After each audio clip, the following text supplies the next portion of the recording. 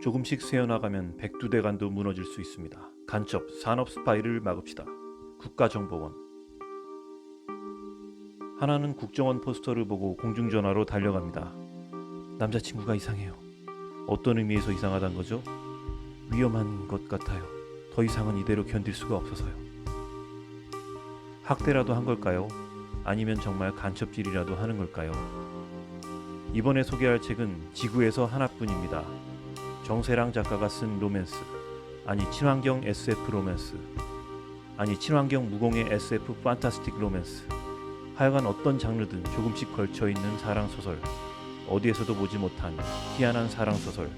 정세랑 작가가 만든 우주 속으로 들어가 보겠습니다. 하나는 무심한 남자친구 때문에 힘들어합니다. 혼자 불쑥불쑥 여행 떠나는 걸 얼마나 버틸 수 있을까요? 남자친구 경미는 이번에도 하나의 이마에 키스를 하고 캐나다행 비행기에 오릅니다. 유성우가 떨어지는 환상적인 장면을 보기 위해서입니다. 하지만 유성이 떨어지는 자리에서 녹색 섬광이 일어나는데요. 거길 다녀온 후 경미는 완전히 딴 사람이 됩니다. 친절하게 집에도 바래다주고 하나의 친구에게는 프로포즈를 도와달라고 부탁합니다. 사귄 지 11년 만에 하나에게 푹 빠진 남자가 됩니다. 왜 이러는 걸까요? 바뀐 것은 이뿐만이 아니었습니다. 팔에 있던 오래된 상처도 사라졌습니다. 식성도 바뀌고 말투도 표정까지 싹 바뀐 게 이상합니다. 아무도 없을 때 입에서 레이저를 쏴서 페트병을 스캔하기도 합니다.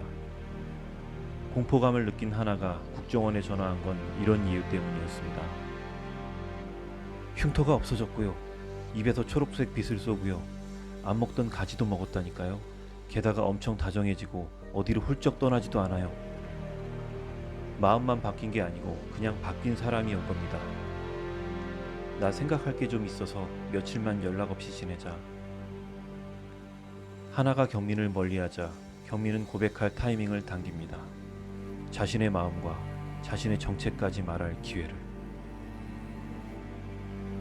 경민은 으슥한 산기슭으로 차를 끌고 올라갑니다. 새벽이 되어서야 프로포즈할 반지와 함께 자신의 정체를 드러냅니다. 너를 만나려고 2만 광년을 왔어. 우주가 아무리 넓어도 직접 하지 않으면 안 되는 이야기들이 있으니까. 신체의 40%가 빛나는 광물 덩어리로 된 남자. 이 외계인이 하나에게 반한 이유는 하나의 삶 그 자체였습니다. 넌 파괴적인 종족으로 태어났지만 그 본능에서 가장 멀리 떨어져 있었지.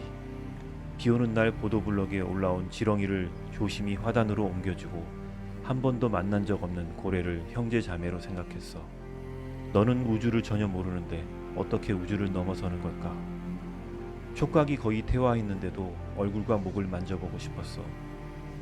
들을 수 있는 음역이 다른데도 목소리가 듣고 싶었어. 하나는 이 외계인을 받아들일 수 있을까요?